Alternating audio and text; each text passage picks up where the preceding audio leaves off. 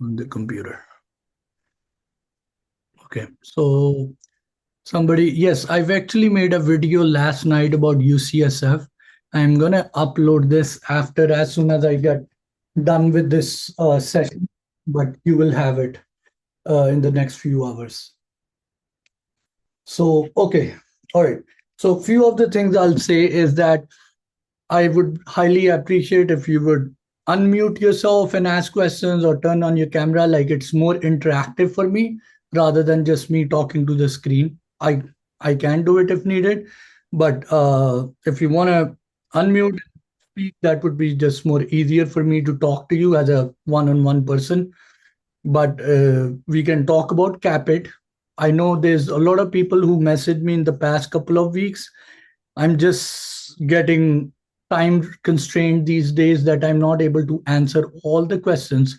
So what I'm trying to do is, right now I do one monthly Q&A session. I might start doing two of them, but I would encourage people to ask questions during this session. You don't have to tell your name. You don't have to tell the exact detail. It's totally fine, totally up to you. But when people message me individually and I come out of work and I have 20 message, I'm unable to answer them. And sometimes people are asking me, how do I open up the Caapid website? And I'm literally, at sometimes it just, I'm burnt out with work and other things, and I'm like, how I'm unable to teach you how to open up the Caapid website. So I would encourage, if you have any questions, I'm more than happy to help you right now, answer, and we can go from here. Okay. So does anybody wants to ask questions, or should I? Yes, sir. I have a question. Yes. It's regarding Colorado University, as it is still in the process. I mean, the process will start around 20th of September.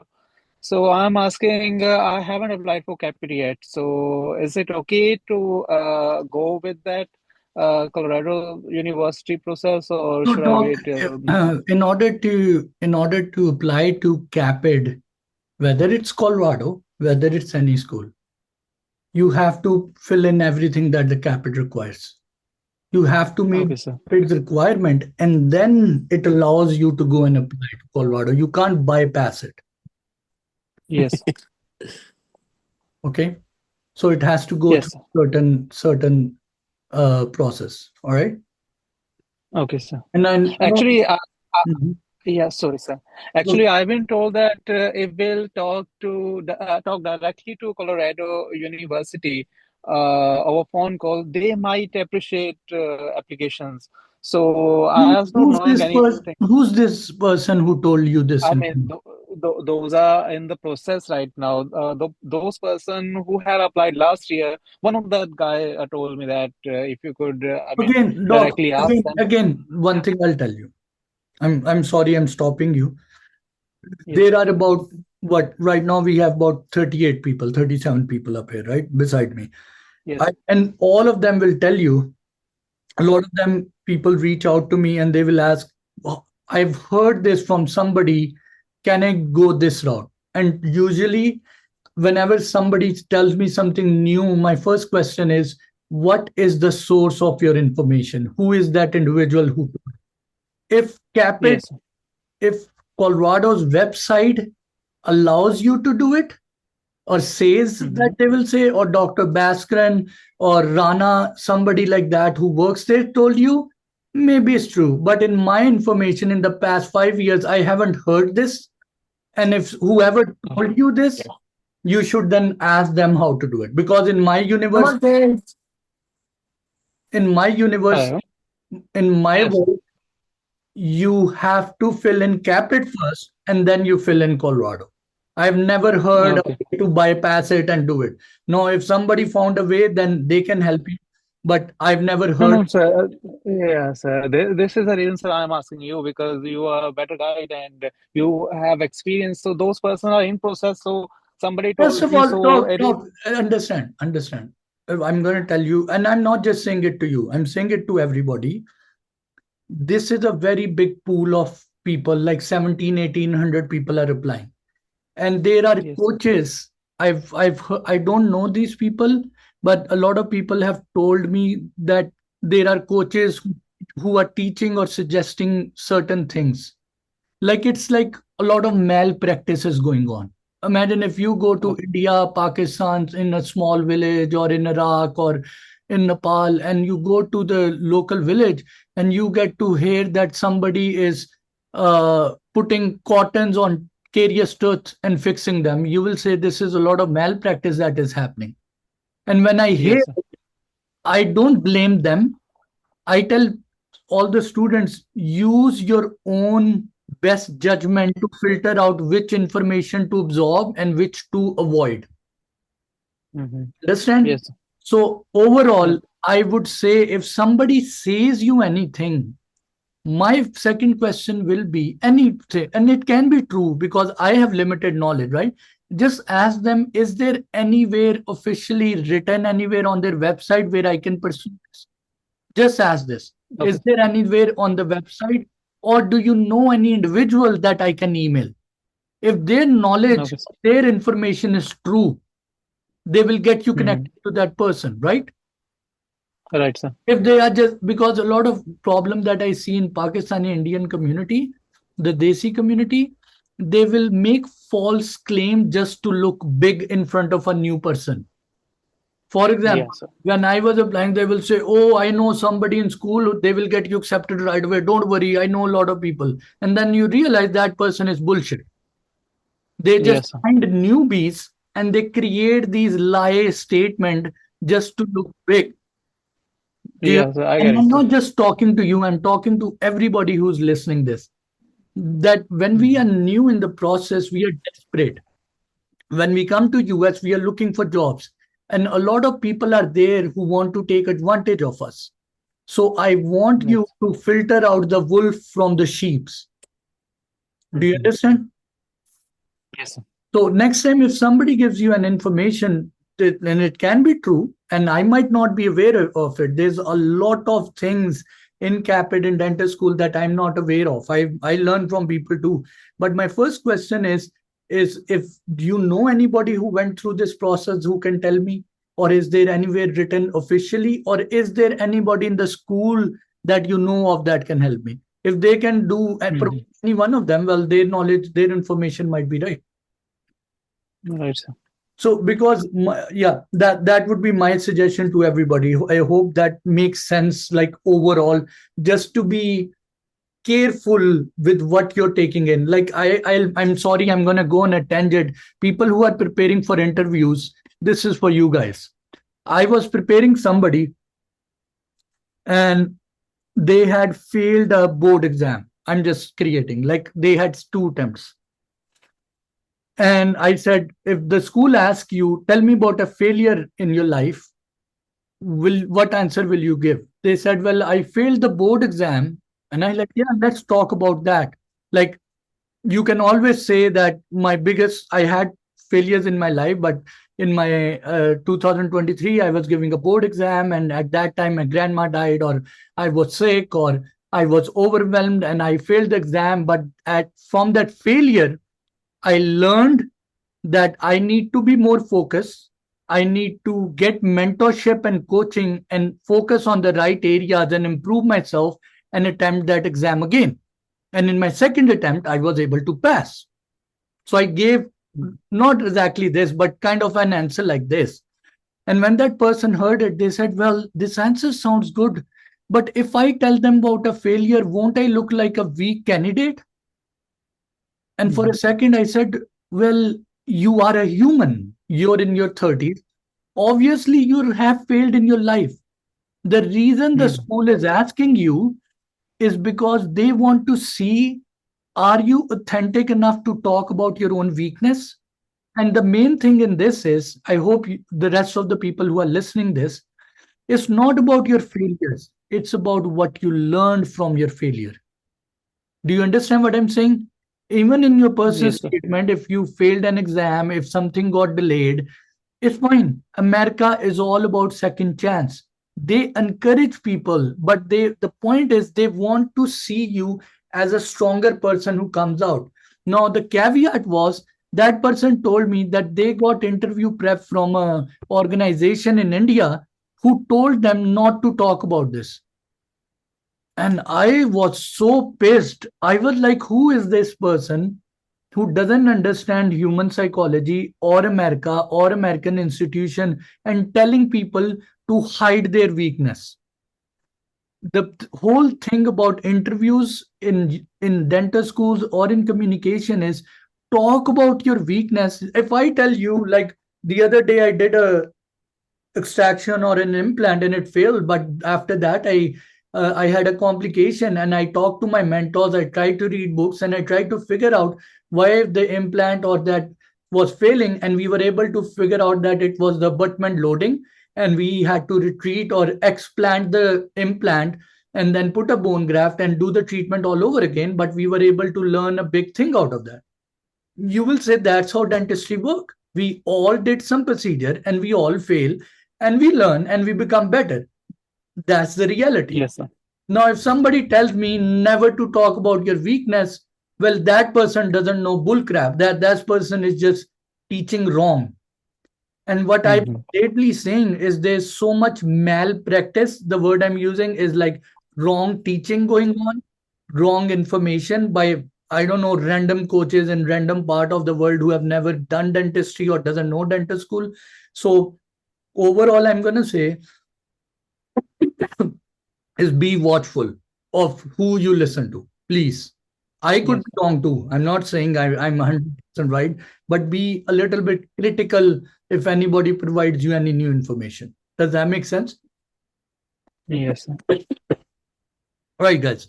Uh, what other questions do you guys have? So somebody's asking me if I can give you your doc the in the WhatsApp group. I'll share the YouTube channel right now. Like I will share that in the YouTube channel about the my YouTube channel. You can ask people. Most of these people might know about it, but that's something I will share in the WhatsApp group. Okay, somebody's asking me how can I enhance? Yes, Dr. A, whoever Dr. A is, you raise your hand, and I think Yes, Dr. Adriel. Hi. I just had a question. I wanted to know regarding like when we are getting interview invites and we are trying to prepare, would you recommend that like if it is, let's say, 2 or 3 months down the line, would you recommend that we invest in a good bench prep? Because I'm getting mixed reviews from people who have attended them, and a lot of people who have attended them, they've said things like, it's not worth it. You can just look at YouTube videos and practice on your own. Is that something you would recommend considering we are so. so What close? information do you want for me about regarding the that organization or regarding bench exam overall? Regarding bench exams overall, Okay, because okay. Let me yes. answer them. the The thing is, doc, if I have to learn English and or I have to learn how to cook, I'm just saying, one of my friend is comparatively knows a little bit more cooking. I don't know anything about cooking. You look, and I'm giving a stupid example, but the point is, it's a skill, right? Now, he might be somebody who can just watch YouTube videos and learn to cook. I am, on the other hand, suck at it. I'm bad at it. I need some professional coaching. Now, everybody is at different level when it comes to hands-on skill, right? And nobody on phone or on Zoom can tell you where you at unless you do it yourself and get it checked, right? How can somebody know how good you are or how good I am at crown prep until I do it and we check it with a micro, like with a probe, and see at what level you are, right? Right. So, first of all, that is a very vague and generalized statement, right? Because not everybody's bench exam skill are at the same level depending on how their dental school training was. India's dental school training regarding bench exam is far better than Pakistan's crown prep area, restorative. Now, Egypt's, on the other hand, is far better than India's. The people I've seen from Egypt, their restorative and bench prep skill are far better. Do you understand what I'm saying here? So an overstatement, but Yes. random person doesn't make sense. The other thing is, when it comes to bench exam class 2, now I'm going to give you a suggestion, and after this, it's up to you because there is no right answer because you have to do what like what works in your financial condition, right? The point is, if you're getting an invite, understand you're competing against 1700 people. When you get an invite, and we are looking at stat, that means that now you are filtered out and now you're only competing 100 or 150 people. All right. So you were first competing with this many people. Now you're competing with a very smaller number of people. And these smaller number of people are sharks. By sharks, I mean these are people who have been practicing for 3, 4 years general dentistry. They've been working on their hand skills. They've been rejected in previous years, and they are very good at when it comes to getting things done. Now, when you're going in for a competition with them, I would say you need to invest whatever capability you have to be on top of your skill level. If you're, and I'm telling this to everybody, whether you're preparing for UCSF, UOP, Buffalo, if you're getting invite and at this point you're worried about saving $1,000, you're not looking at this right. Understand, at this point you're like about to catch a plane to US and you're worried about, oh, my shoes are left behind, I need to go back. Well, most probably the flight is going to take off. What I'm trying to tell you, if you have to spend that couple of $1,000 to get good at bench exam, do it. Because God forbid, if you are not good in your bench exam and you don't get, and I have a lot of candidates who got 3 invites few years back, they did not pass the bench exam, and this year they did not get any invite. Understand what I'm saying? Not only the bench, they did not pass the bench exam and wasted 1 year. Now the second year they are not getting the same number of invite. Do you understand the regret that you have to carry on your shoulders? That last year I was the hot favorite who was getting so many invites, but I was not prepared with my skills. This year I've been working on my skill, but now the schools are not sending me invite. Understand psychologically, you feel, one thing is when nature doesn't give you chance. One thing is nature gave you a chance and you weren't prepared. It brings a certain level of regret on you, and you carry that for the whole year or couple of years. So my suggestion to people is, yes, going under debt and spending money has certain regret, but I would rather take that regret and be over prepared than to be underprepared. Do you understand? If you don't get accepted, it's what's God's will. But I did everything that a human can. That's one thing. The other thing I'll tell you, as a general dentist in US, in dentist school, in ADES exam, they won't judge you how good you speak with the patient. They won't judge you on how good ortho you do. They won't judge you how good extraction or fast extraction you can do. They will only judge you on your class 2 and crown prep. This is what is ADEX exam. This is what they make you do in D3 and D4 years. So whatever amount of practice that you go and take from Dr. Stevenson or Dr. Duggan, that is going to pay you off in your dental school, in your ADEX, and even afterward when you do general practice. Go to any general practice dentistry clinic, they are mainly making money off their crown preps. So my suggestion is that if you have the money, do not hold yourself back, because right now spending that $5,000-6,000 is expensive, but not getting accepted in that year, and not every year that you're not becoming a dentist, you're not making that $250,000 or $300,000. So look at the time value. The time value. So I would, if I'm going all in, I'm gonna go all in and get it done. I don't want to scratch my head and say, I wish I would have taken that preparation. The other thing I will suggest, Dr. A, is that if you're going in for a prep, go to the best institution that your pocket can allow. Don't go for mixed review and cheap version. There are sorry, certain places where you can save money, but there are certain places I do not recommend saving money, because here's one thing I'll tell you: there is a price and there is a value. Certain things, when I go to buy something, for example, if I'm running a clinic, I might get a cheaper curing light, or I might get cheaper gloves. But when it comes to my assistant or hygienist, I want somebody who's the top of their game. And even if I have to pay more, I is fine. Why? Because the value of a good employee is very important. The value of a curing light, yeah, I can save a little bit money on that. So you have to be very careful in life.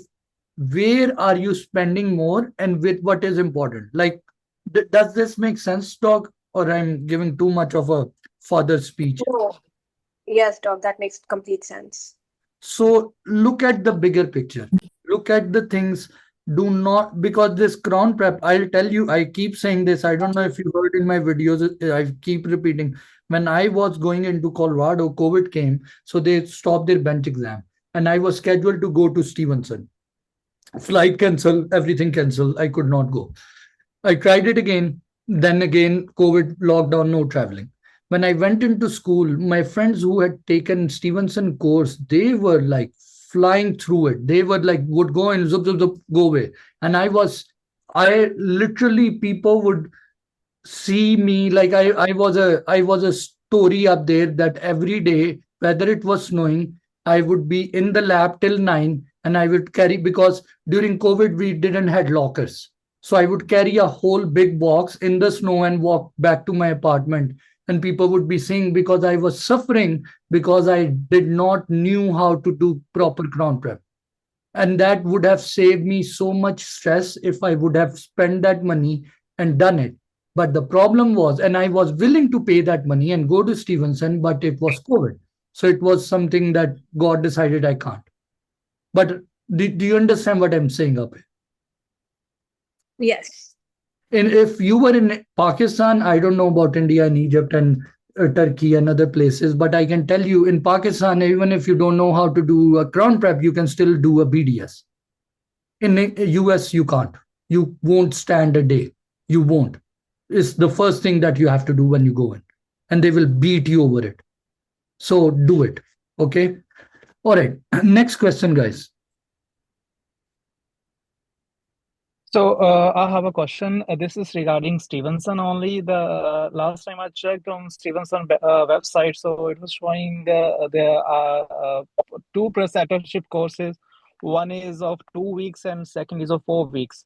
So in the 4-week course, they are providing with LORs too. So I mean, what did you suggest? Should we go But with? Doc, I mean, here's the thing. yeah. Dr. Puneet, understand that Yeah.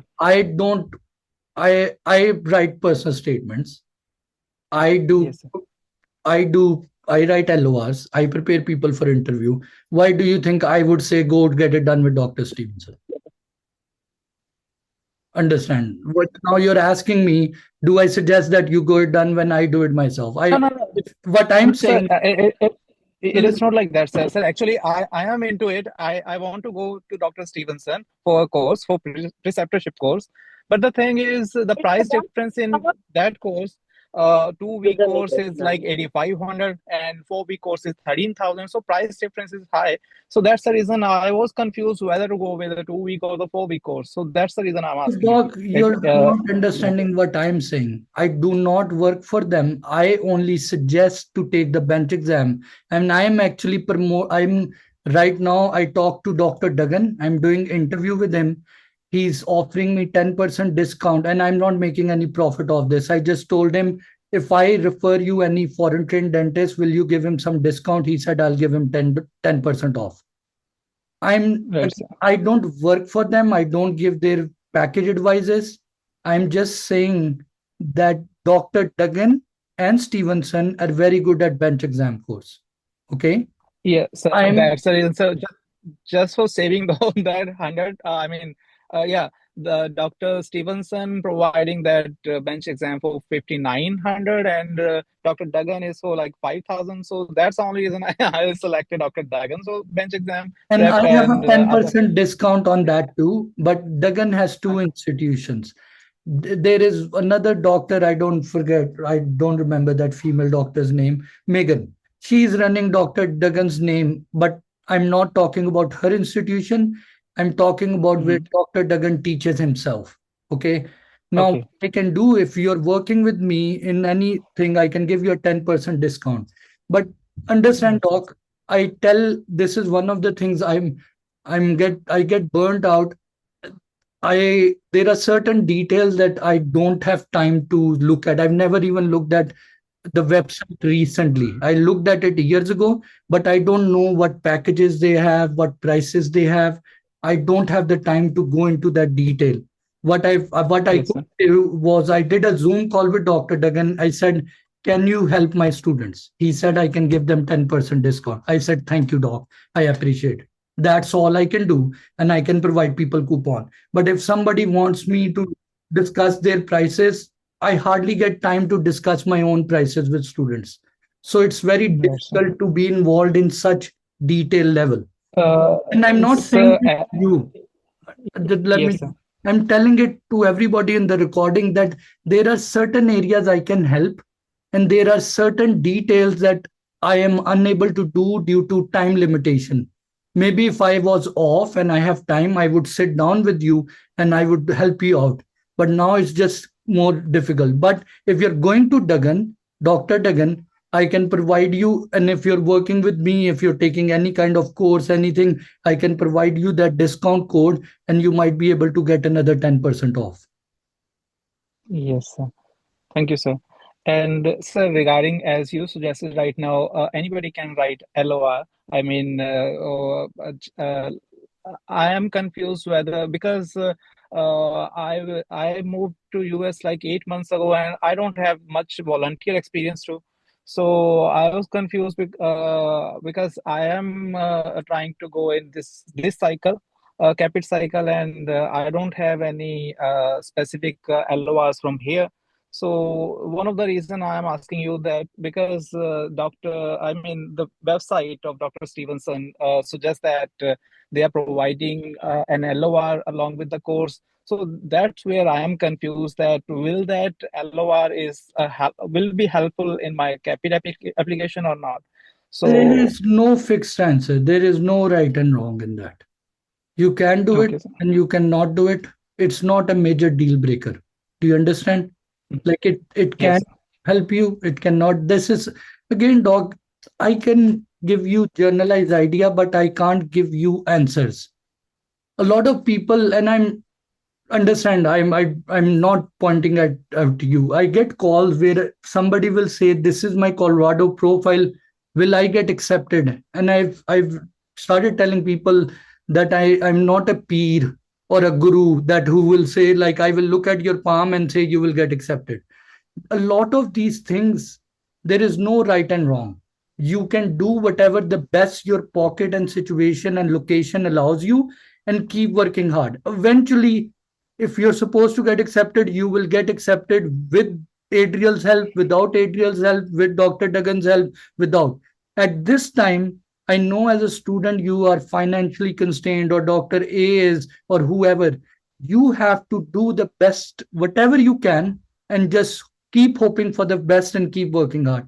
There is no one single thing, like except for passing your board exam and TOEFL, the rest of the things are very convertible. If one thing doesn't work out, find another one. Eventually, all of it works out.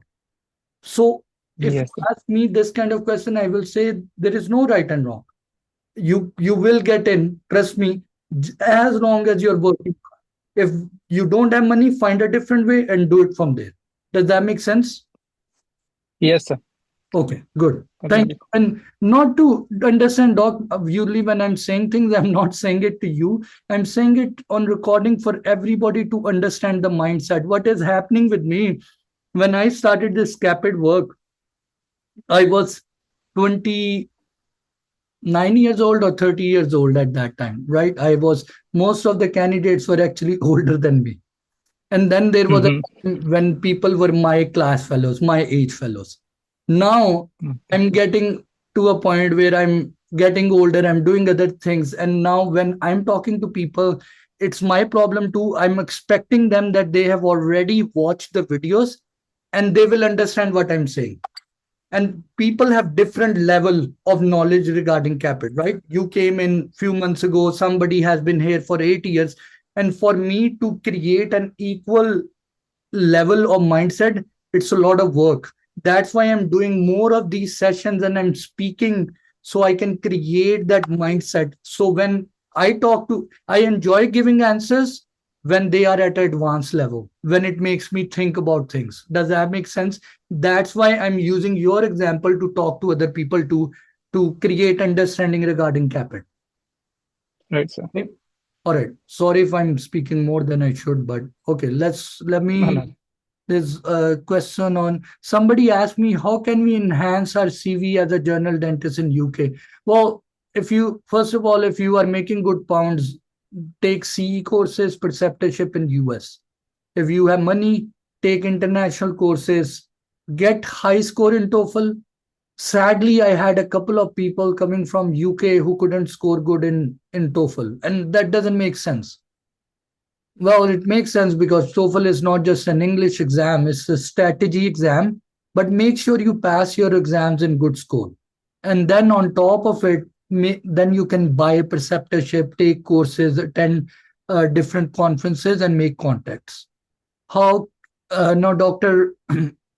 Amreen is asking, how can I get research opportunities? You have to email, you have to reach out schools, you have to request and just mail 100 people very politely in a professional way. And hopefully there will be one person who will reply to you. Uh, okay. If anybody want to unmute and ask question, they can ask question. Uh, Hi, Doc. I had a question again. Hey, Doc. Hello, Doc. yes, Dr. A, can you wait? Let me take the other question and I'll come back to you. Okay. Yes. Doc, hello. Yes, I can hear you, Doc.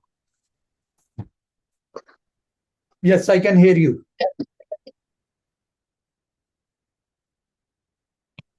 Doc, I can hear you. I think you're. Doc, I can hear you. You want to speak? Hello. Yes, I can hear you, Doc. Good afternoon, Doc. We have some questions in the chat as well, if you can check. Or do you want me to read that? I can Doc, read that. what you can do is ask your own question. You're Okay. unmute, then Yeah, why? it's about my question. I put it in, so You know I'll ask it. why I'll tell you everybody this funny thing. You know why I'm wearing this? Because I've been using so much screen and texting that is actually eventually now I have to wear this in front of the screen. So if you will speak, that will be a little bit, my eyes will thank you. Yeah, definitely.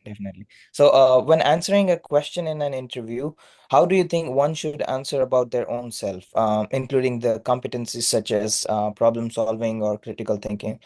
This question came up to me because I've got an invite from UCSF, Mhm. and this is one of the 4 competencies they have been asking. So, What what do you question think did they about that? ask you? What question is it? So they asked that they will be assessing us on the 4 competencies. First is motivation, self-awareness, and then problem solving, critical thinking, as well as collaboration. So, Doc, whoever told you told you what the okay, let me explain you this. The school faculty, when they come in for an interview, they have a paper, right? On the Right. paper, they are on the face, they are asking you questions, but on the paper, they are writing comments about you, right? Mm-hmm. So in the comments, they are looking at the things that you mentioned, your ability to communicate, your ability to Mm-hmm. act like a team player, your ability to do problem solving, like think in a critical manner, how you do it in Kira ethical scenarios. All right. Mm-hmm. Whatever the last thing you mentioned. Now they won't ask Okay. you to tell us about your motivation. They won't ask you like this. They are judging you but they will ask you, what is your biggest strength? Why do you want Okay. to become a student at UCSF? Why should we pick Okay. you? So they won't ask you questions like how you are mentioning. They will ask you very normal question. Tell us about a failure in life. But from the story that you will give them, like for example, if they ask me, I'm just being a random person now. If they ask me, tell me about a strength, and in my head, I am thinking they are judging me based over my motivation in life, my teamwork, my flexibility, and my ability to think critically and solve problems, right? These are the bases they are looking at me, right? Now, Correct. when they are asking me, tell me about a strength, I will say, well, I believe my biggest strength in life has been flexibility, growing up in Pakistan and living in US, learning different languages, learning the culture, going through a master's program, passing my exam for oral surgery, and then even later on working with refugees and immigrants, and now applying to your dental school. There have been different journeys in my life, working in different places, which has taught me to be flexible and humble and learning from my colleagues. And these are the experiences that has given me the most strength. Now, I gave them the answer of what is your strength. My strength is my flexibility and learning from my colleagues, right? But Mm-hmm. while giving that answer, I ticked upon motivation, I ticked about critical thinking, I ticked upon about being a good team player, and I ticked about motivation as well. So you understand, like whenever they will ask you questions about, tell me about yourself, your strength, tell me about a weakness in your personality, a stressful time. When I train people, I'm creating stories out of their life which tick these boxes. Do you understand? Correct. For example, nobody will Correct. ask you, are you rich? They will ask you, which car do you drive or where do you live? What profession is your father? Do you understand? Understand. I understand. So So it's an being indirect in way. a interview, yeah, being in an interview, you have to answer covering these competencies while telling your story. So here's what I will tell you. And I've been doing interviews and working in this for a very long time. And some of these people up here have worked with me already. They will tell you if you ask them. When I'm preparing interview, number one thing I tell you, remember it's not an exam. Because if Mm-hmm. you are trying to answer it like an exam, they will see it. They can feel it. They will see that you're trying to push desperately on answering Mm. questions. What you need to do, what I train people, is you need to create genuine stories from your life that will make you look like somebody who's a good team player and a confident, motivational person who has the ability to think critically, which you do. You don't know that as a freaking immigrant, you're coming from a different world. You have worked all Mm-hmm. this time, you have passed your board, you have done all of this. You are already this person that they are looking for. The main thing is learning the words that are audible to the American ears. My one of the key thing I'll tell you and about us dentist community, that we are, most of us are the people who are applying to Caapid are the toughest, most resilient people in our countries when it comes to dentistry. The people who are nerds, very good with their exams and stuff, they will be the toppers of the class, but they can never even dream of leaving their comfort zone and coming to US and working in odd jobs, working in security guard, working as gas station, working as dental assistant, because they don't have that drive in them. So Correct. all of this Capit group people, you guys are one of the most resilient people of your country who are coming here as a dentist and trying to pursue this. So you already have that in your story. The key thing that I try to teach dentists is how to present your story in a way that tick off those boxes while you enjoy talking about your story. The I'm going to tell you one thing that I tell people: when you go in that interview, do not think about acceptance. Do not care about acceptance, which will sound contraindication, like what the hell I'm going in there for then. What I'm trying to tell Correct. you, that I don't know you, doc, in detail, but You're somebody who worked his butt off. You worked hard in your home country. You survived. You came to US. You've been saving money. Whatever you went through, ups and downs, finally you're getting an invite. And if I ask you 5, 6 years ago that you will be in UCSF and giving interview, you will say that would never happen. That's very far fetched. But finally, you have that chance. I tell people when you go in that interview, you are going to give that opportunity to your younger self to tell your story. Your job is to go into that seat and enjoy talking about who you are as a person and what you have done. And that from there, my goal is if I'm going in an interview, they should next day remember who Adriel was. I don't care if they want to give me acceptance or not, because it's not them, it's God who's going to decide. These people are just going to write comment and give it to the admission committee. The admission committee is going to grab that paper and see your visa status, your TOEFL score, your gender, your experience, your diversity, and they're going to do some kind of maths, God knows, and they pick the best candidate. And then that best candidate might leave for another school and somebody on waitlist gets accepted. So if you ask me, I tell people it is God who decides who's going to get the invite and who's going to get accepted, not human beings. So your job as a person is to go in and enjoy this journey. Do not over worry about acceptance. If you want to focus on how can I present the best version of me who's not stressed out, and talk about what makes me a good candidate. One other thing that people do, Doc, they go in the interview and they talk about, I have assisted gingival grafting procedure, I have assisted endodontic research, and God knows. They don't care. They don't care. All you're going to do is class 2 crown prep complete denture and perioprobings. That's all you do in DDS. They don't care what you have. What they care is your nature. So if you're going in there, show them as a human being what experiences you went through and what makes you a good team player. People get, when you show an authentic side, I was saying this a few minutes ago, when you talk about your failure, I'll tell you one thing, a lot of people reach out to me who, when they want to, they tell me like, oh, we like your videos because we can relate to you. Because one of the things when I was making these videos, I knew that I'm going to tell people my weaknesses. I'm not going to lie about it. If I failed, if I told you I was suffering in bench exam in Colorado, I was. This is no lie. It is what it is. That makes me who I am. And when you hate this, you're like, okay, he's not trying to be a god up here, demigod. He's just showing he is just like me, just at a different time. And then people relate with you because you're showing that you're a human being.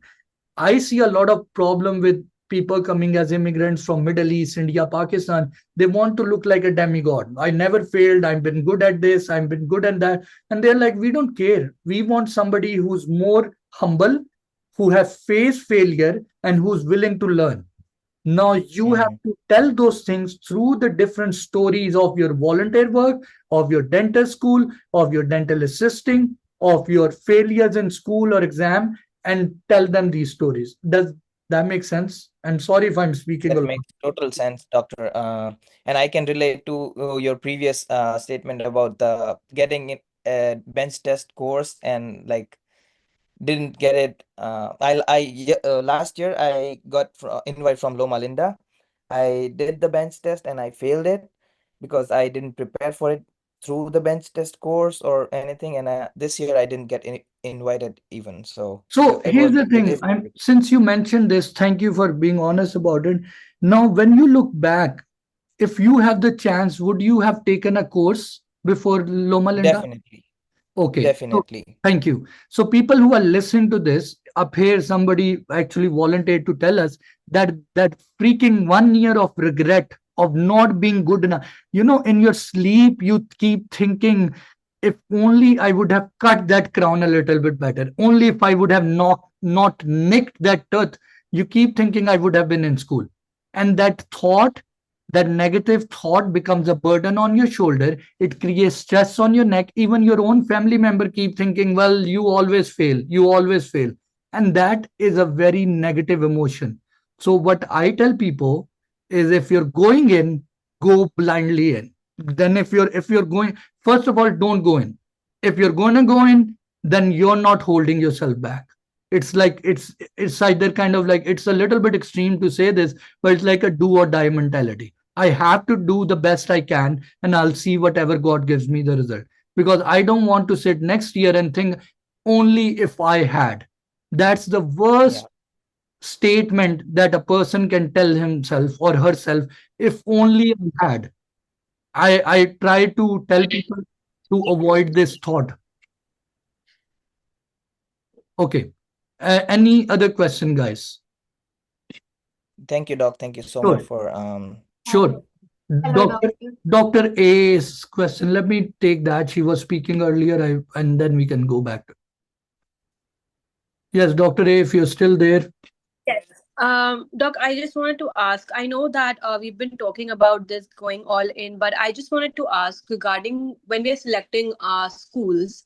Um, well, we're trying to get into maybe take the cheapest loan that we can possibly take. But then if we are getting invited from schools, let's say that has 300K or above as their tuition fee, is that something you would recommend, considering now that... Here's the thing, Doc. I don't know who's giving you this figure, but when I graduated in 2022, 300K was the normal average.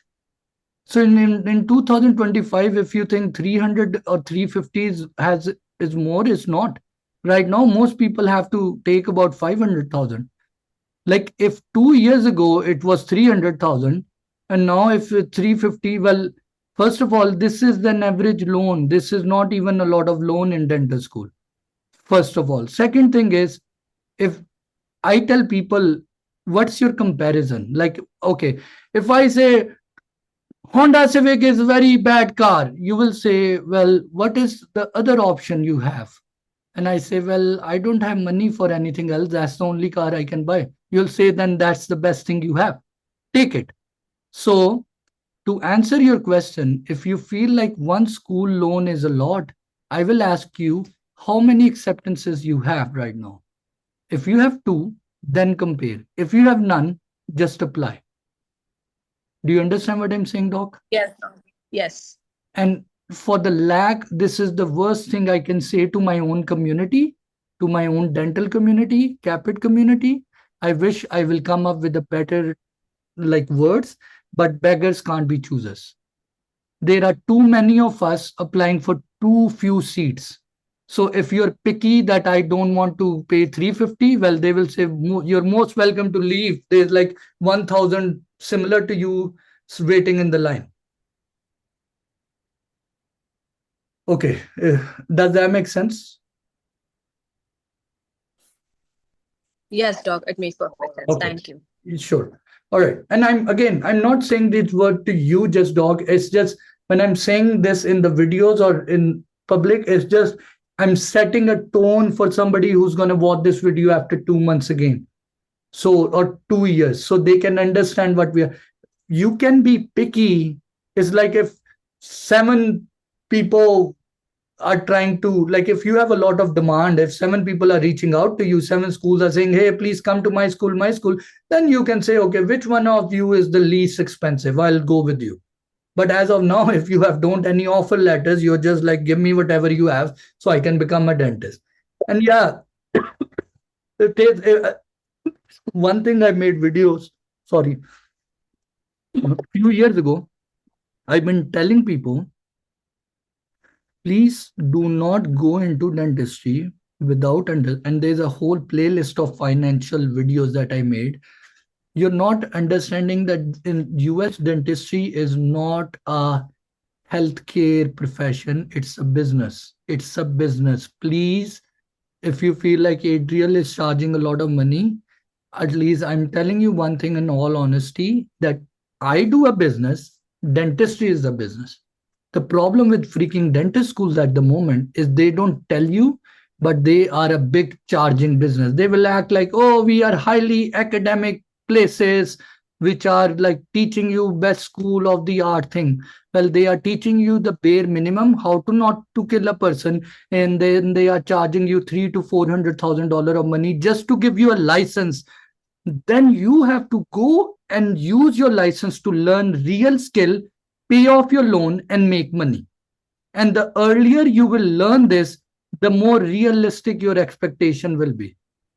Because for us, most of immigrants, we come in, we study, we get into DDS, we get a license, we find jobs. It takes us 10 years to realize that real America is about business. In America, most employments, not all of them, are just slavery. They are just slavery. Slavery in US officially disappeared, but the same work is done by employments. If somebody worked as a corporate clinic, as a dental assistant, they will agree with me. You're just a slave with the system. And we immigrants don't understand because we like to pursue specialization and work in jobs. But real power holder in US are businessmen. And it's, as a dentist, for me even, it's a very difficult thing to learn. It's a whole different skill, mindset, personality, and stress that you have to learn. And the problem is the schools should be only telling you this. They should be telling you. Because if you don't know this, you will graduate and you will end up signing with a corporate who will abuse you a lot, and then you suffer. It took me a time to figure out what the hell are these people doing to me? Like, what is going on? They are not doing what they are saying, and there is a game going on behind the curtain. And just to figure it out, it was a lot of stress. Like, what is going on? It's all about money. It's less about patient care. It's more about production. In McDonald's or any food chain you go, they have a certain goal that in 1 minute you should be making $300, right? That's how McDonald's work. They have goals. Dentistry in US, pretty much every clinic is the same way. Whether I like it or not like it, but I have to meet a certain goal for the business to survive, to pay the dental assistant, to pay the insurances. And you might say, Doc, why do you have to do this? Why can't you do it at easy pace? The problem is, just to start a clinic, when I got a clinic, the financial advisor said, well, you can't run a clinic like this because your employees will sue you, patients will sue you. You need 4 different kind of insurances. And those 4 different kind of insurances just cost me $15,000 even before I saw a patient. I'm just saying, not just malpractice, because it's a very legal society, legalistic society. Everybody wants to sue you. So then to recover those 15,000, you're going to work like crazy hell up there just to pay off those bills. You're not even making any profit. And I'm not the one who created this system. The reason I'm saying all of this, so you understand that dentistry in US is one big business. It's run by the business, like the banks and all of these. Okay. Somebody else want to unmute and ask a question? Yeah, hello, Doc. Yes. So actually, I am a citizen of US. Like, I was born there and I got the US passport. Does that change anything in this process? But all my education was here in India. So, Doc, there are a lot of people up here who will have green cards, who got married or eventually became citizen, and there are certain schools which only take green card holders or citizens. You can apply there, but that thing comes in secondary. The first thing is, how good is your TOEFL score? How good did you pass your board exam? How much is your work experience? All of those things. Yes, there are certain schools like UIC, like Oklahoma, Alabama, not Alabama, but Kentucky, Indiana, not even Indiana anymore, but some schools only take green card holders. So up there, you would have an advantage. Getting FAFSA loan would be easy for you. But to get there, first you need to make sure your profile is good. Does that make sense? Yes, sir. Yes, okay. Thank you. All right. Does anybody else want to unmute? Dr. Laura, do you Yes, want to doc. ask any question right in front of me? Yes, doc. Hi. Oh, yes, Dr. Ahmed. Yes, sir. I just want to ask you about if regarding visa status, does that makes the Your committee of voice any is cut, school just consider your applicants? voice is cutting off, Dr. Ahmed. I can't hear it. It's cutting off. Do you hear me now, sir? Yes, Is but my voice not clear? Okay. Yeah, so I'm asking about the visa status of applicants. Does the committee, under the circumstances that the U.S. faces, does they have yes. like Okay, here's the answer. some? Here's the answer, Dr. Ahmed. The answer is yes. Especially when it was COVID. Back in that time, they wanted people who were already in US. Now, again, when Trump came, things have been changing. Now, if you ask me that I am on a F1 visa or I am on a visit visa, can I get accepted? My answer will be yes. If you're supposed to get accepted, you will get accepted. This year, they have been a little bit more inclined towards citizenships or green card, but next year they will start to get, it's a cycle in America. It goes up and down, up and down. But one thing I've learned, when I came to US, I came on an F1 visa. It was very difficult. I was having issues. Trump came in, a lot of visa issues. And one of my uncle told me, one thing I'll tell you, every day there is a flight that comes from Pakistan to US and it's full. It might get tough, but the flight is always full. So US will always be giving opportunity, but they would make you work harder. So regardless of what your visa status is, you can get accepted. Yes, there are some years where it's tougher, but it's not impossible. That's the fascinating thing about US. It's never impossible. It is tough. It can get tougher or it can get more tougher. But people who stick around eventually get it. Does that make sense? Yes, doc. Yeah, gotcha. Thank you. Okay. Anybody else want to unmute and ask a question? Yes, sir. It is regarding this volunteer assisting. So basically, it is a silly question as it is basic thing that we have to have this volunteer work done. But as I have mentioned earlier that I moved here like 8 months ago, and out of those 8 months, even I was in India like 3 months. So basically, I didn't do much work. So does this preceptorship program will, I mean, Which perception? I, So, Doc, be a I mean, little bit precise. Like you're yes, sir. dragging things too much. Just be precise. So you're asking which preceptorship program? Like, sir, if we'll go with this Stevenson preceptorship or something like that, so will this make up for that if we don't do much volunteer work over here? No. Volunteer work is volunteer work. And Doc, if you keep asking me again and again about Stevenson, I would rather suggest they have an email address and phone number. Pick the phone and call them and say, I am willing to pay you six, seven, eight, $10,000, and I'm gonna take this program. And can you answer my question? You should be No, asking sir. them. You should be asking them this. So But my my question answer is was not, my answer yes, sir. is volunteer work is different, preceptorship is different.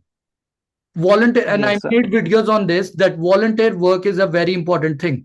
Now I know you're in a rush that you want everything in one package, but you can, and that's something they will offer because they are posting it on their website. I'm not. But if you ask me as a generalized question, volunteer work is separate and you should be doing it.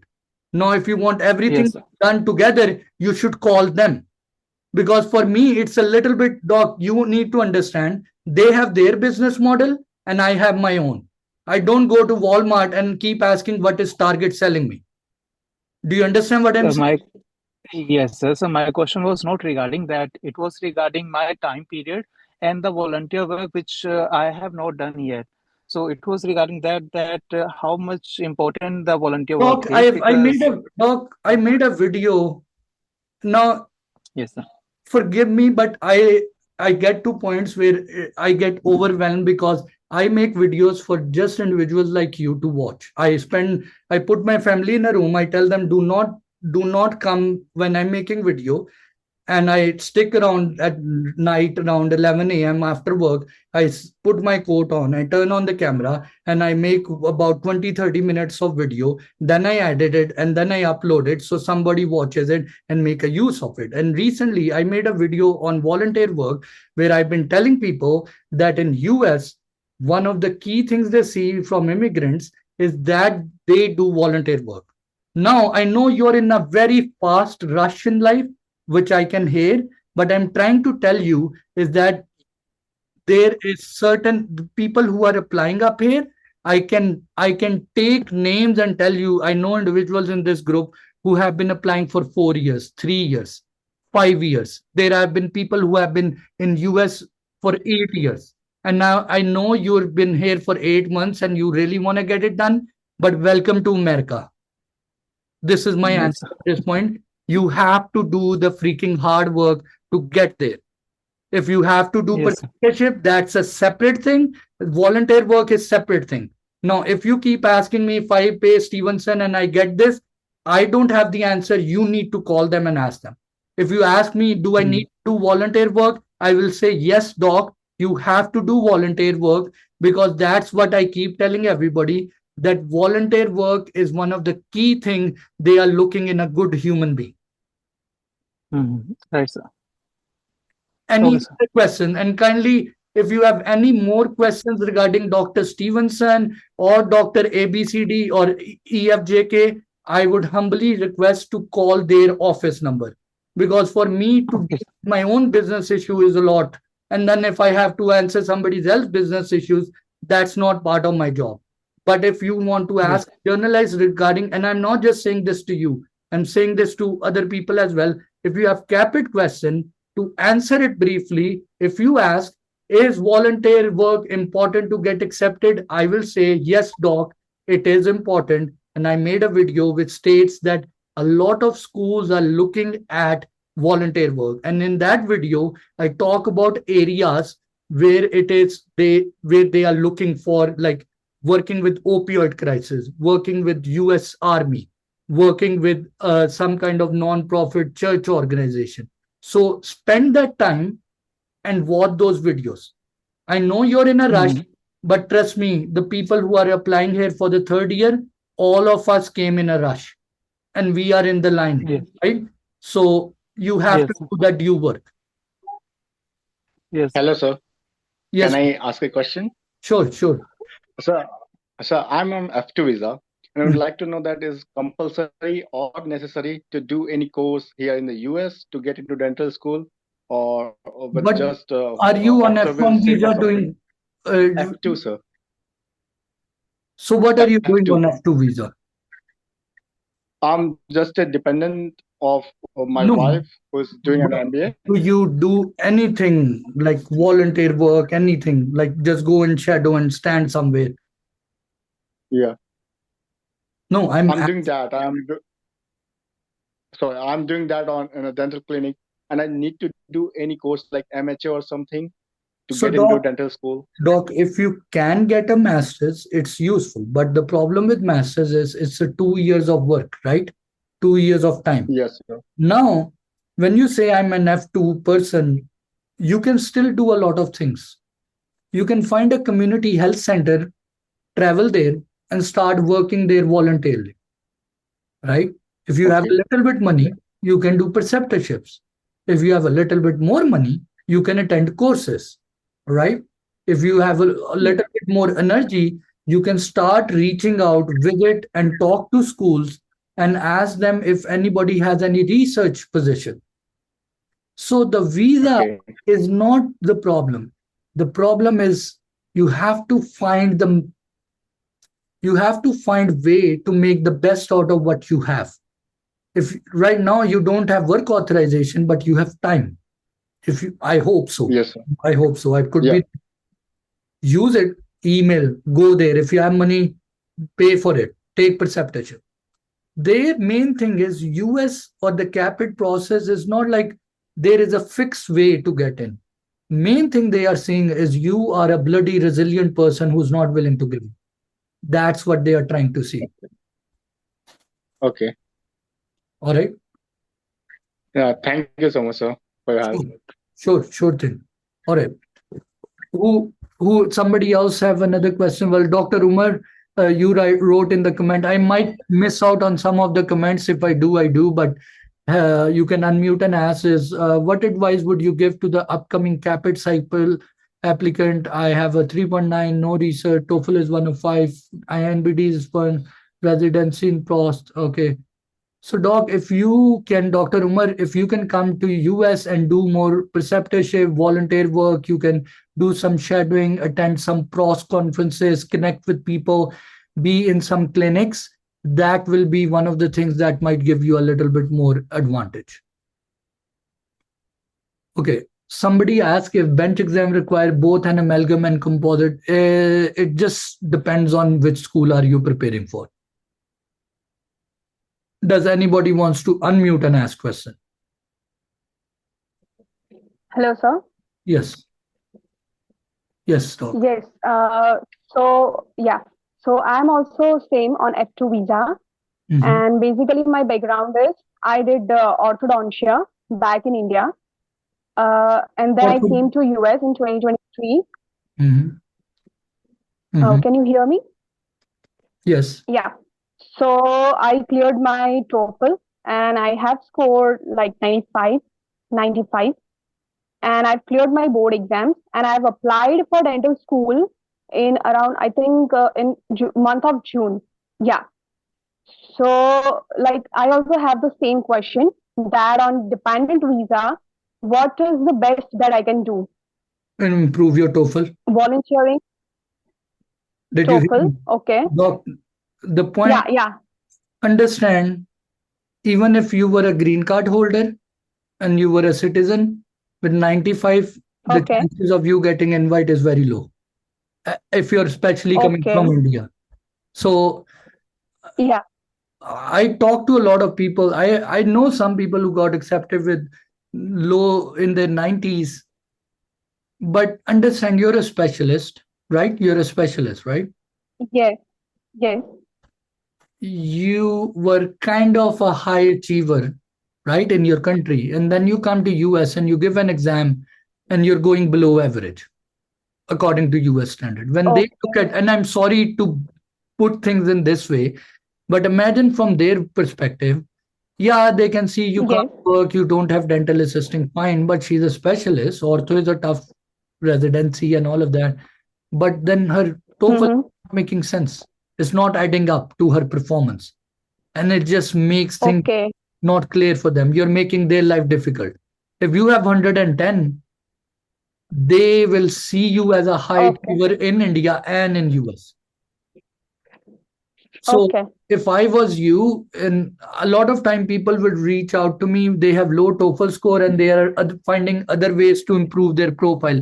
Yeah, you can spend thousands and thousands of dollars and you can buy preceptorship, you can buy my services, you can buy bench exam scores, you can buy a lot of things, right? With money you can.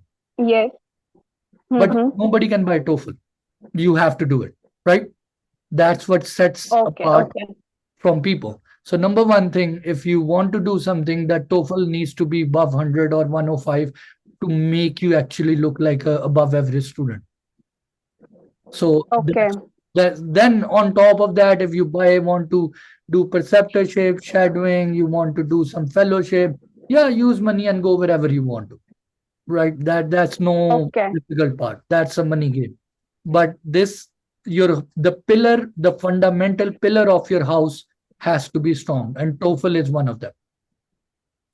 You will actually get accepted way faster if you have good TOEFL as an orthodontist. You will get if you get a little bit US experience, which you can, but the TOEFL, once that is taken, your profile should be good. Okay. As of now, I have only a shadowing experience in US. Apart from that, I don't have any volunteering or research experience Doc, in US.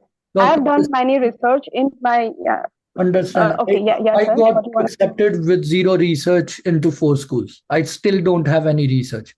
So that Okay. that is all accessory. That's decoration, right? The core fundamental are your exam. And once you've given that exam, you can go and volunteer any part of US. Nobody cares, right? Volunteering is Yes. not a specialization residency. That's easy peasy. Go anywhere. Go do with the church, with the temple, with Red Cross. Find some autism, some place. You will. But those are just that's fluff work. That's easy work. The real hardcore work is your fundamental exam. So once you have done that, just find some volunteer work and do it. Okay. Thank you, sir. Thank you very much. Sure. And I'm just using your example just to tell people, like, do not try to fix your roof until you fix your foundation of your house.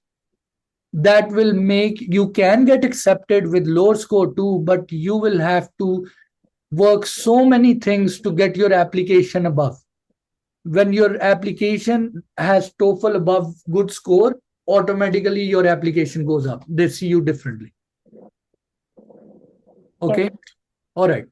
Anybody else want to unmute and ask questions?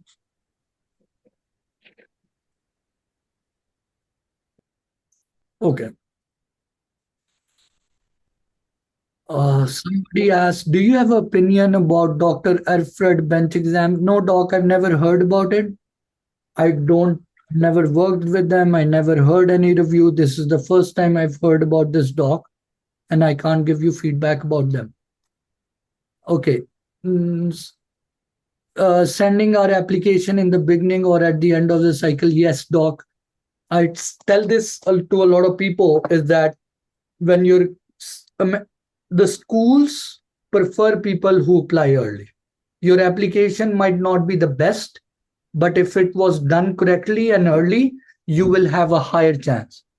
Because the people in the school are trying to get their job done fast. And people who apply early, they give them preference and give them interview first.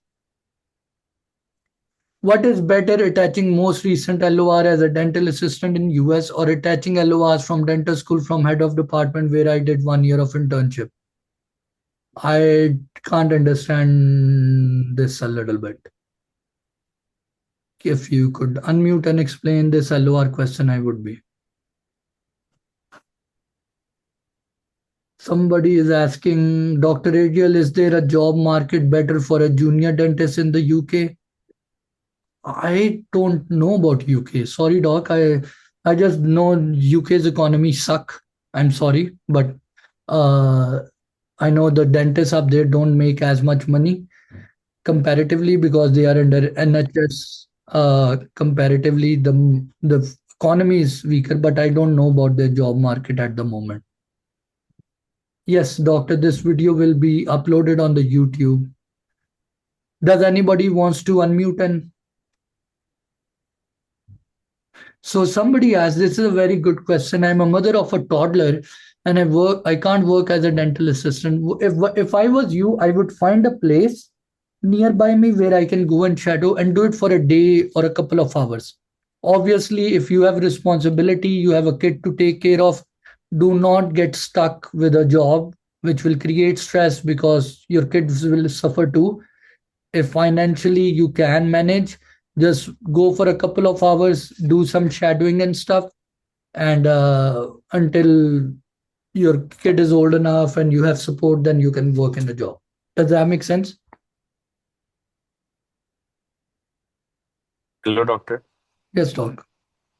Yes, I have a question that so you had 4 acceptances.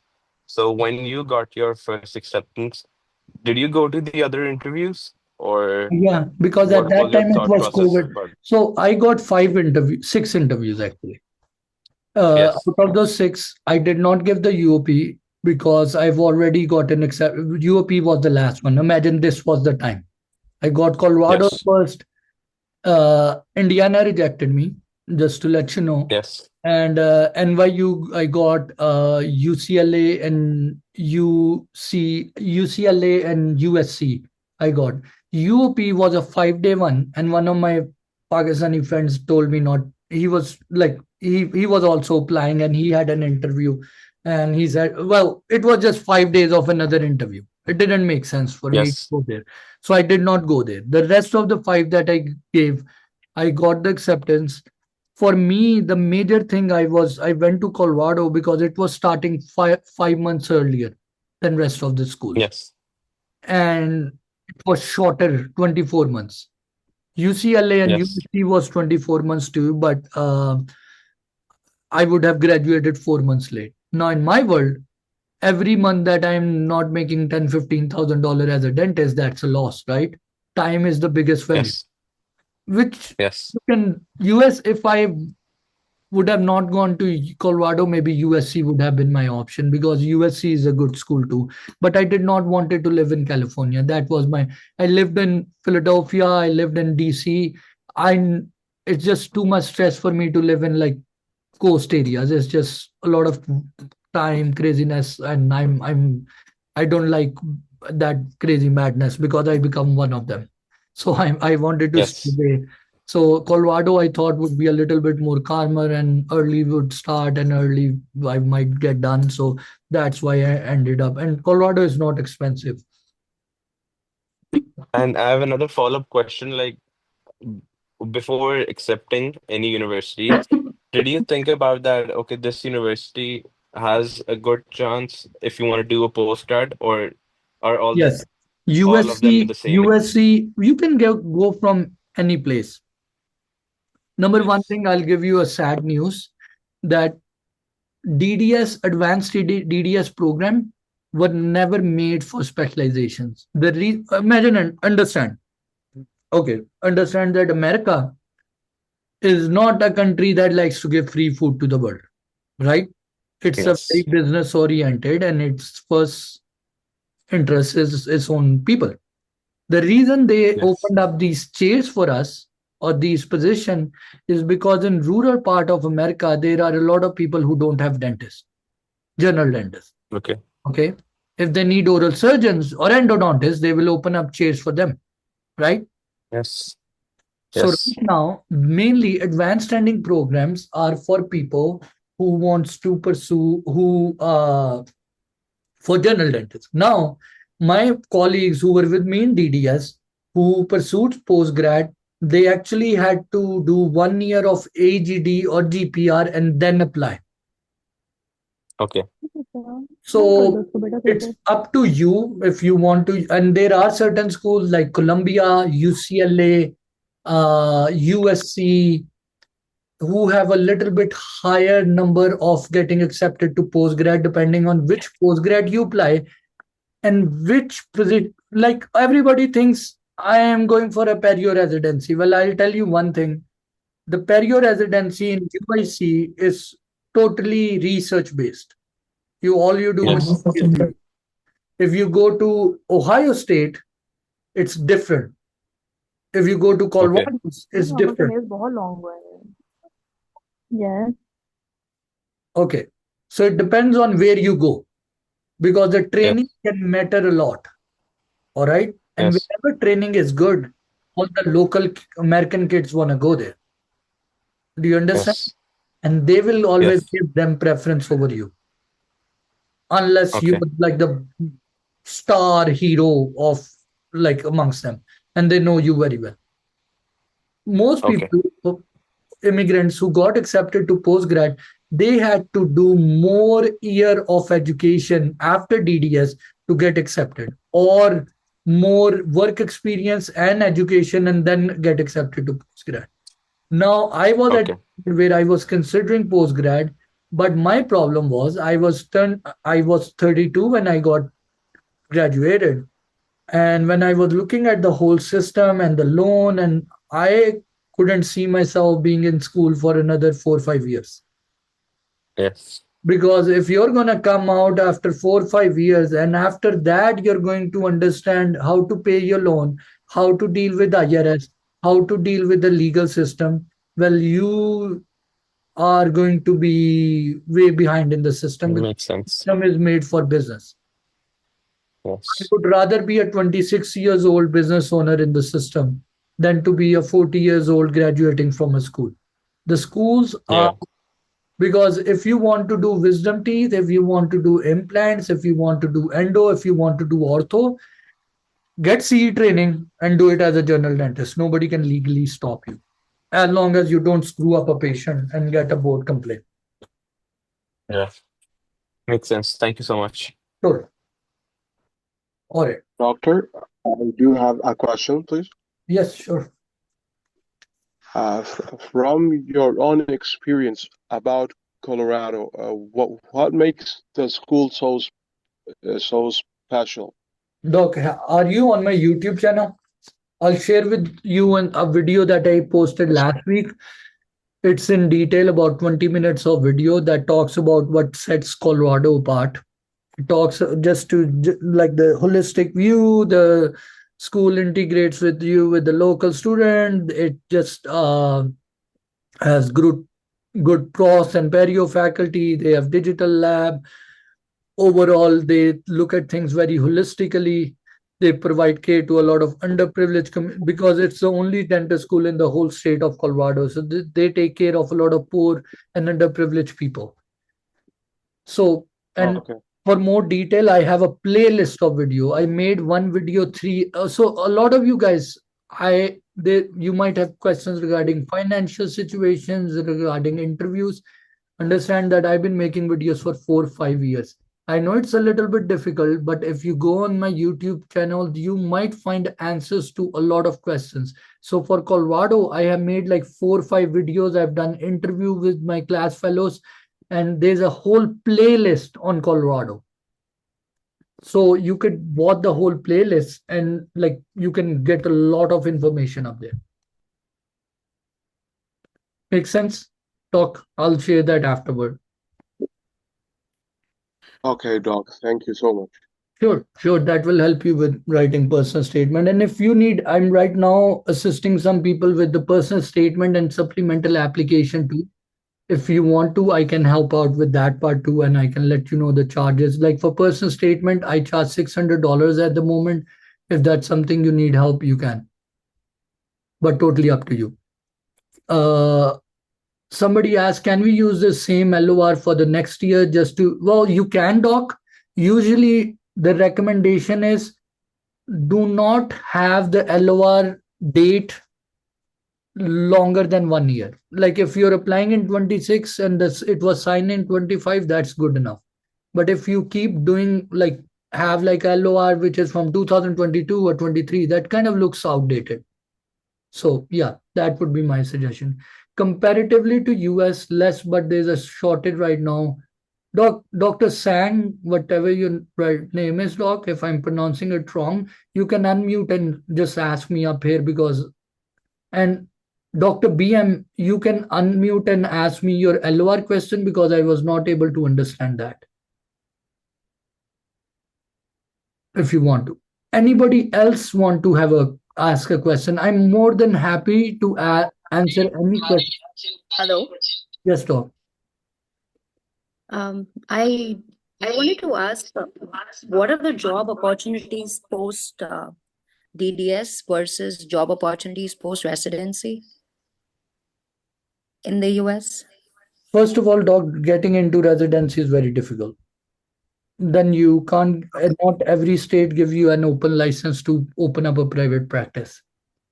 So in some state like Colorado, my prosthodontist, and sorry to say this, but when I told him the amount of money offer letter I got from place, he was actually like, damn God, you're getting so much money, because he was a prosthodontist, but he could not work openly in a private practice. He had to work inside the school, and the school pays you as much as a hygienist make.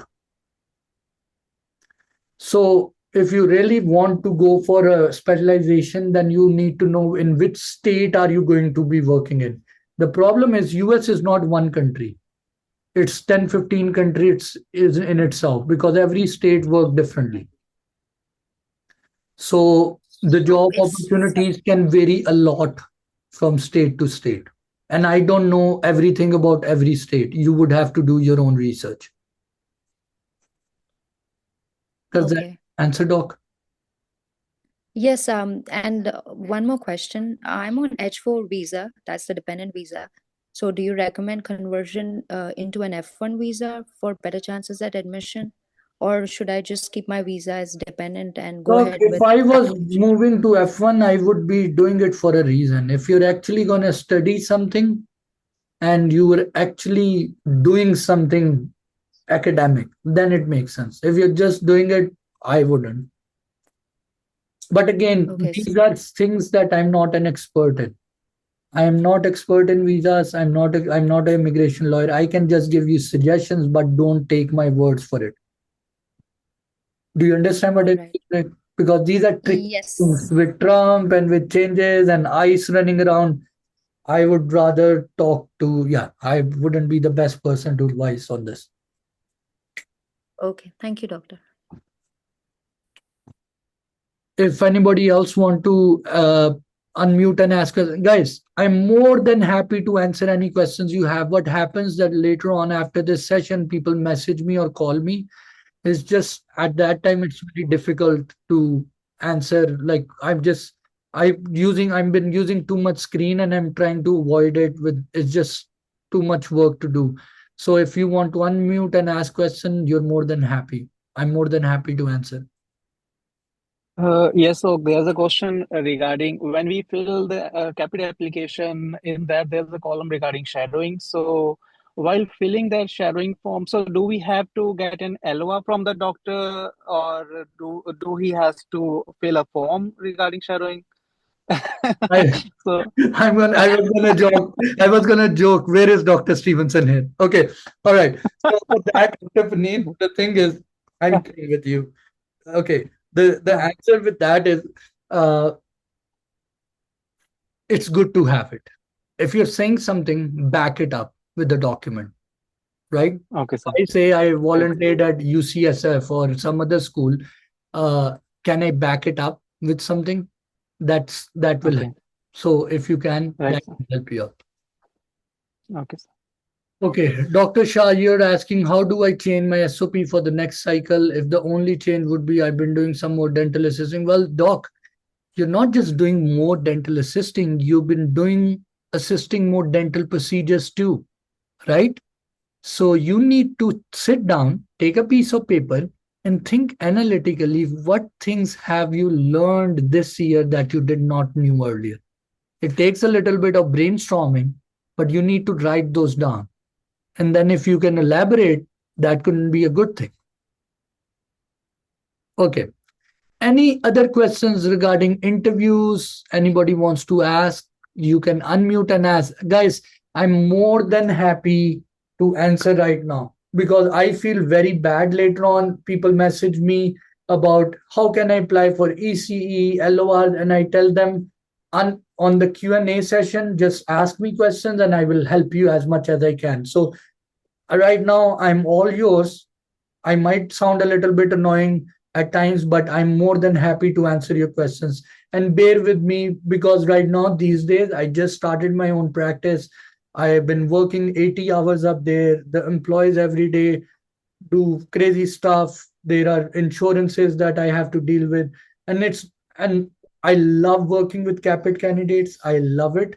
But I'm getting to a point where there are so many people reaching out, and I have my fellowship people. So my fellowship people are people that I work with until they get accepted. So I have a program where you pay a little bit larger amount of money, but I work on your personal statement, your LORs, your interview prep, emailing schools, supplemental applications, everything except for bench exam.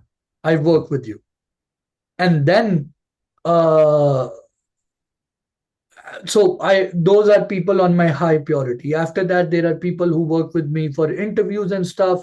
I have to help them because they are paying me a large. I charge $600 for interview prep, whether it's UCSF. And the way I work, I send you a recorded video first to watch. You watch that video, Then I read your personal statement and resume, and I do a 2 hour of mock interview recorded on Zoom, and in which I ask you questions. And when you answer me, I rephrase your answers back to you. And later on, if you have any questions, you can text me. So those people are on my priorities. And then there are people whose personal statement and writing stuff I'm doing. So then there are random people who see me on YouTube and ask me questions and I'm unable to answer them. I'm sorry, I feel bad, but my nervous system, like in the past days, my eyes were hurting so bad and I couldn't even look at phone. And so it's just taking, and I'm taking a toll. So now I thought, Adriel, you need to create better systems if you want to do it. And what I've learned is that I can try to do these sessions by week, like twice a month. And if anybody has any random questions, just help them out. Do it there. So that way I don't have to answer everybody separately on my personal number. Okay. Somebody asked me, I'm a green card holder, currently doing TOEFL, want to apply for pedodontic residency. I'm in California. What's my recommendation? First of all, focus on your TOEFL. It's a very difficult thing. Main thing is focus on that. Once you've given your TOEFL, go and do shadowing. Go in different places where there is a pedo residency and do shadowing. I don't work with people with residencies directly. I can help you with personal statement and interviews. But if you want to apply somewhere, pedo is one of the toughest residencies after oral surgeries these days. So you want to go and shadow and see if whether you want to do this or not. Does it make us, Dr. Iqbal, you're asking, does it make a difference when we do a dental assistance? Yes. Dental assistants hold more value. That holds more value. Okay. Anybody else want to unmute? Dr. Adriel, thank you so much. Oh God, Doc, Thank you so much for having this you call scared and me. talking to all of us. You just scared me, Doc. So sorry about that. No, Thank I'm you so good. much. Thank you so much for taking out your time and answering all of our questions. Sure. It's really genuine, and it's really nice to see someone genuine try to help us out. I've been trying to figure out whether I should go to.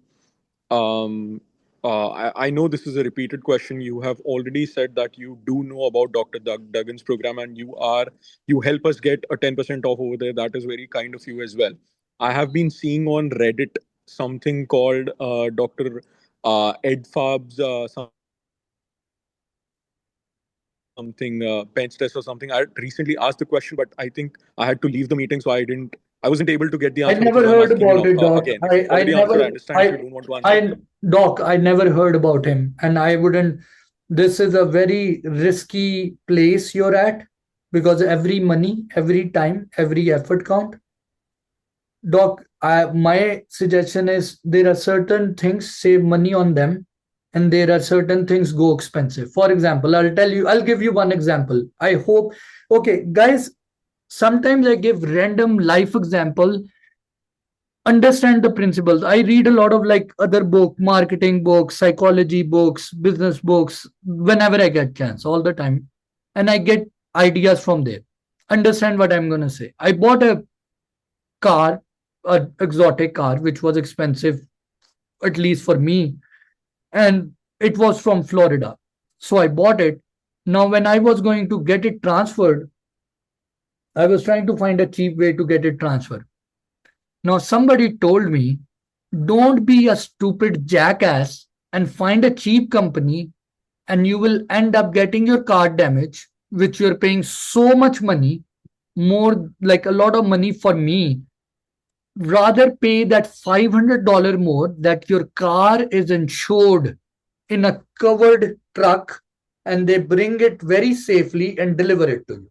Because in the car world, what happens a lot of time, people will buy like Lamborghinis, Ferraris, really expensive, and buy a cheap company to transport it because somebody was giving them money, like less, costing them less money, and they steal the car and disappear. And this is like 300, 400,000, $500,000 car. Now it disappeared. Now, the reason I'm giving this example, there are certain places you want to save money. If you're like, if I could save money on the oil change, I will. On getting the car polish, I would save money.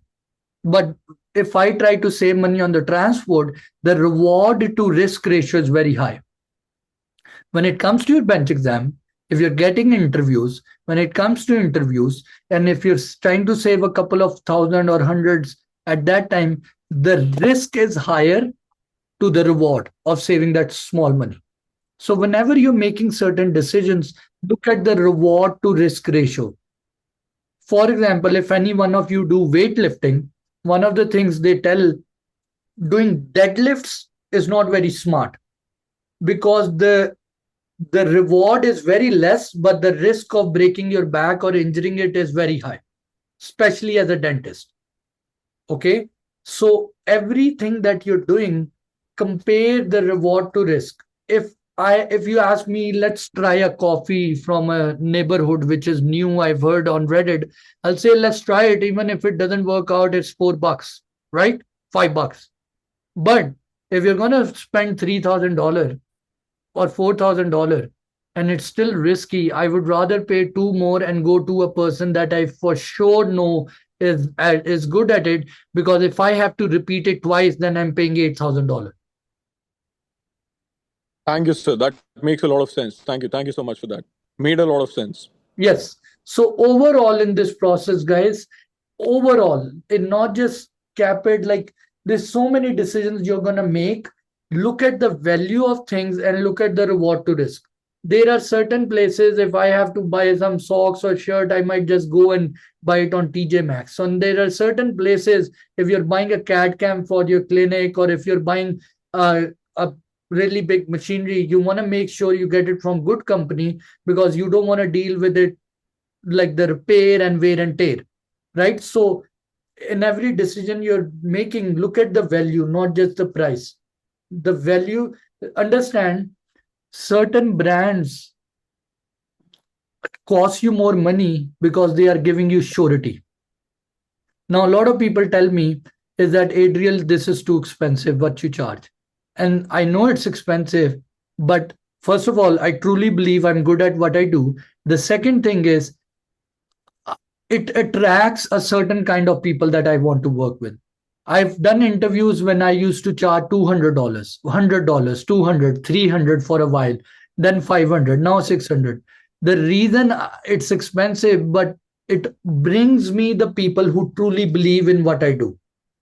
It just, and for the rest of the people, I'm like, there are free videos, there are free sessions. I'm more than happy to help you there, because it's just how you look at things. The reason I'm saying this, eventually you're going to be doing dentistry and you're going to be in the market selling your own self too. You need to understand these things which come from psychology and marketing, and most importantly, who you want to be. So remember, sometimes you spend more not because of the price, is because what value it brings to your life. So use this as a measure when you're taking help, when you're buying products. Now I buy some vitamins which are expensive, and I have a friend who's who's a pharmacist, and he said these are very expensive. You're buying very. I'm like, well, for a dentist, his freaking body is what makes him money. I would spend everything I can just to remain healthy in life, whatever I can, because if I'm freaking in my strength, I can go and do 10 hours or more dentistry and just make that money, right? So use this as a principle in making decisions, whatever you do. Okay. And obviously, you can do due diligence and talk to people and confirm whether that person is good enough or not. Okay. Is it okay to apply with TOEFL less than 100 to Colorado and then update later? You can. About 2 years ago, Colorado told somebody that our average student who got accepted has a score of 105. Average. So you can update them later, but make sure you have good score. All right. Anybody else want to ask question? Dr. Hitesh, Dr. Modi, Doc. Yeah. Yeah, no, doc. Yes. Yeah, just a very short question. Just wanted to ask, what are the risks versus reward of pursuing DDS and then just doing any sort of advanced practice like ortho and stuff like this. I remember you were saying there's some risk associated, so just There's wanted to no risk. understand. There's no risk in it. Just get good at it. Okay. Okay. Risk is filling. If you're doing a filling, it can turn into a endo, right? It can be close to the nerve. That's a risk. Just how do you fix it? By doing a lot of it, by taking courses and getting good at it, right? Same with ortho, same Okay. with surgery. It's just being persistent at getting good at it. No, no. So can they question that this doctor is not specialized? How can he perform this? GPs right now own the whole lobbies. GPs are the most powerful lobby. People don't understand. I a lot of the Pakistanis I've seen, they are like, oh, I want to be an oral surgeon, I want to be an orthodontist. And I'm like, how old? I keep thinking you're like 40, 50, you're getting 40s, you're turning in your 40s, and you're going to school and you're not going to be making money. And the end reality is, I talk to some people who are like in the field for 40, 50 years, like financial consultant for dentists. I said, is dentistry in US always been the same? They said about 25 years ago, a general dentist will only do fillings and refer everything else. They said over the years, dentists can take any course, Botox. I don't know how much you see on YouTube and Instagram. Dentists are putting zygomatic implants. A lot of people I know. And that's a lot of freaking big surgery, like going into zygoma. I do a little bit of small surgeries, but going into zygoma is no bloody joke. I was talking to a friend who does pterygoids. I don't know if you know about pterygoid implants. I was like, how did you learn? He's like, I read a book and just did it. I'm like, what the hell, dude? Like, what the hell? And these are GPs. These are not oral surgeons. These are not periodontists. These are just GPs. So by the end of Okay. the day, right now, and I asked that person, couldn't the oral surgeon or the specialist go to the Ohio board and say, we don't want GPs to do wisdom tooth? They said they can't because the GP lobby is so much strong that they don't let the specialists dictate. The I money, see. the banks, the corporate, the DSOs, they all want GPs because the GP office is what makes the most money. They are the gateway. They refer. If I don't want to refer to wisdom, I don't. I don't want to do endo. Yeah, maybe I refer. So GP decide a lot of things what they want to do and what not. Right now, as an immigrant, well, if you, I'd say this in my last video too. If you guys watch it, do pedodontist, be orthodontist, be general dentist, whatever you want to love doing. Understand, by the end of the day, whoever you are, there is a rule of thumb. You retire as soon as you buy 10 houses. You can be a cardiac surgeon, you can be an oral surgeon, you can be a general dentist, orthodontist. Understand, this is all a business game. When you will become dentist or a specialist, they will make you work. Whatever you worked in 3 or 5 years, they will make you work in 1 day. And your body will start to hurt after a few years. This is everybody. Everybody. And what everybody do is they try to pay off their loan, save money, buy some investment houses, and work part-time. That's the whole thing. So if you want to be blah, blah, blah, blah, blah, blah, be whatever you want to do. I'm just telling you, after you be that person and work for a year or two, you will say, God damn, how soon can I become part-time? Because I don't want to do too much of this. This is hurting me. I love extractions or surgery or implant, but if I have to do 50 of them in 7 hours, my body will hurt. And in US, you have to do it because that's how they made the system. That people think dentists make a lot of money. I don't even talk to non-dentist people about these things because they don't understand the stress our body goes through. The legal issues, the patient hates you, dealing with insurances, the physical stuff. It's not an easy thing. A lot of people who I know as an immigrant, we are going in because our ego wants to be that doctor. Fine. I was there. You want to go ahead. But I'm just giving you a picture that if you feel like you want to be that doctor who makes a lot of money, well, you're going to be competing with the world's toughest people in one. Like, understand, there was somebody who went into Bollywood and acted and committed suicide. He got into drugs and committed suicide. And later on, somebody was saying, Bollywood has so much money, but with the money, the stress comes in. Wherever you have so much money, there will be stress, there will be shocks. Because dentistry has a lot of money, there is a lot of stress too. And you have to deal with that stress. My point is, if you're going in, know these things beforehand so you don't get abused by people. Makes sense, Doc. Just a quick follow-up question. Chances of job, specifically H-1B, is more on DDS, or is it more on residency courses? Chances of a Doc, lottery if you pickup listen or to what I or said earlier, US need more general dentists right now in rural area, not specialists. So do the maths.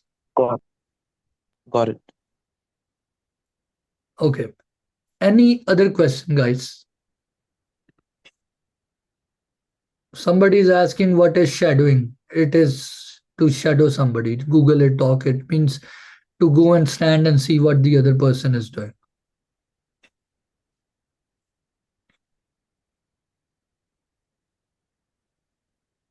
So somebody is asking, Sir, do I I do? have Yes, go ahead, doc. sir, I just asked a question regarding the SOP. I understand that I can just add on the experiences, but what about the whole structure of SOP? Does it have to be changed from start to end? For Or if Colorado? you like it, no, like the journal SOP, like which will upload in the next cycle. If I'm Yeah, not you getting in this can do cycle, whatever you want to. If you want to change okay, from like start to it can bottom, stay the same. It I can stay the wouldn't do same the like same. for Doc, I wouldn't keep it the same.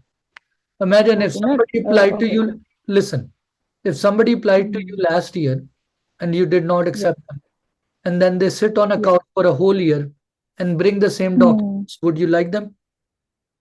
Yeah, I understand. But Right? like they have to change it to like fully change, Doc, right? Fully. understand, I'm not saying the word change. I'm saying to Yes, yes. add something that you have done to improve. Okay. Okay? Got it. Got it. So Got it. Got it. it depends on you what you want to add, but you do want to show that you have done something to Hmm. improve. Got it. Got Okay, it, Doc. Thank you so much. sure. Now somebody's asking, what do you? I do help people with writing personal statement. What I do is I ask them to write a draft first, and I can help them because I want their basic fundamental story. I charge 600 for personal statement dollars and US dollars, and I for interview prep I do charge 600 as well. I have a website. I can share it in the WhatsApp group afterward. Okay.